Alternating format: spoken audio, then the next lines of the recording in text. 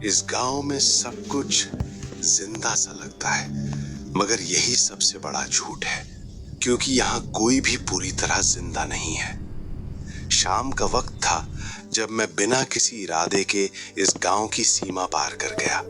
घरों के दरवाजे खुले थे, पर अंदर कुछ भी नहीं हिल रहा था।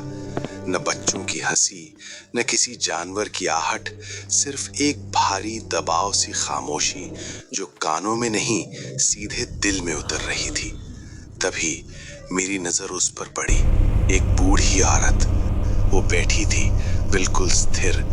उसकी आंखें जैसे बहुत कुछ देख चुकी हों और अब कुछ भी महसूस नहीं करती हों। मैंने उसे दूर से देखा, पर ऐसा लगा वो मुझे पहले से जानती है। और तभी सूरज धीरे धीरे गायब हो गया। रात गिरते ही हर घर में एक एक दिया जल उठा। पीली रोशनी अंधेरे से नहीं, किसी याद से लड़ रही थी। मैं आगे बढ़ा, पर हर कदम पर ऐसा लग रहा था जैसे मेरी परछाई मेरे पीछे नहीं, मेरे सामने चल रही हो।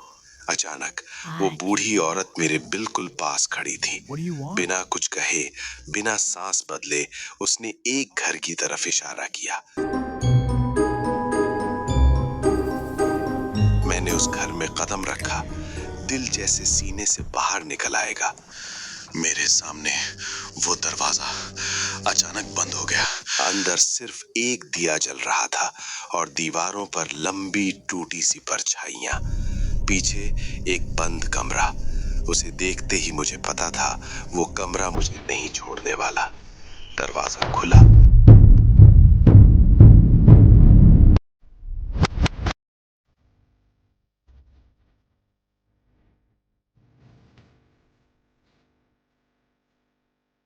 कभी दरवाजा खुद बंद होता तो कभी खुल जाता, जैसे कोई अदृश्य साया मेरे साथ खेल रहा हो। जमीन पर एक सफेद कपड़ा पड़ा था, बहुत सलीके से, जैसे किसी ने किसी को सुला दिया हो। उस कपड़े के नीचे एक लाश। मेरी सांस वहीं रुक गई और तभी मुझे महसूस हुआ मैं अकेला नहीं हूं। वो बूढ़ी औरत मेरे पीछे खड़ी थी। तभी मुझे समझ आया। मैं घर से बाहर चीखता चिल्लाता हुआ निकला, मदद के लिए पुकारा, लेकिन कोई मुझे बचाने नहीं आया। सन्नाटा मेरी चीखों को निगल रहा था। अचानक सन्नाटा, एकदम खामोशी।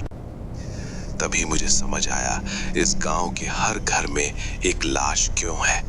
मैं भागा, जितना तेज भाग सकता था भागता रहा, पर रास्ता कभी खत्म नहीं हुआ। हर मोड़ के बाद वही दृश्य, और फिर मैं फिर से उसी घर के सामने खड़ा था। और फिर जब मैंने अपनी ही लाश को जमीन पर पड़ा देखा तो मुझे यकीन नहीं हो रहा था। क्या मैं मर चुका था? कांपते हाथों से मैंने दोबारा पिछले कमरे में देखा, और इस बार जो लाश वहां पड़ी थी वो मेरी थी। तभी सब याद आया, मैं यहाँ कब का मर चुका था, बस मुझे याद नहीं था। वहीं कोने में बैठी वो बूढ़ी औरत बस मुस्कुरा रही थी, क्योंकि वो सब जानती थी। वो जानती थी कि अगला नंबर मेरा है। मेरा शरीर धीरे धीरे अंधेरे में घुल गया, जैसे कभी था ही नहीं। सुबह हुई और एक नया मुसाफिर गांव में आ गया।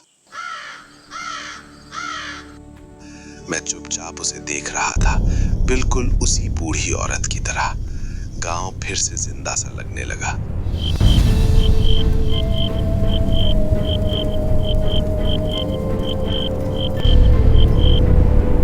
सन्नाटा इतना गहरा था कि मुझे अपनी ही धड़कनें सुनाई दे रही थी।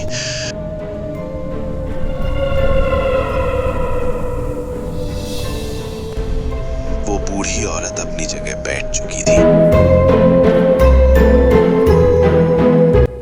दिए फिर जल उठे।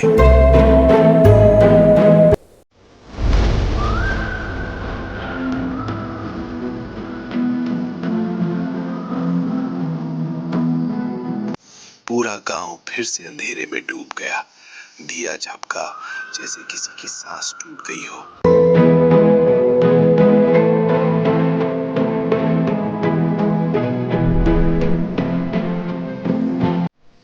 हर घर के अंदर एक और याद जुड़ गई।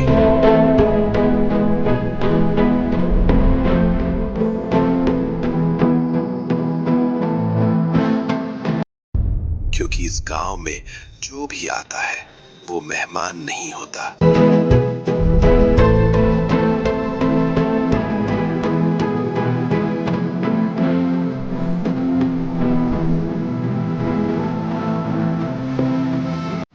वो भी अब इसी गांव का हिस्सा होता है। अब वहां सिर्फ सन्नाटा है। कभी दिए जलते हैं तो कभी बुझ जाते हैं। वहां हर रोज अब यही होता है। ऐसी ही रोमांचक और रहस्यमयी वीडियोस के लिए मेरे चैनल को लाइक और सब्सक्राइब जरूर करें।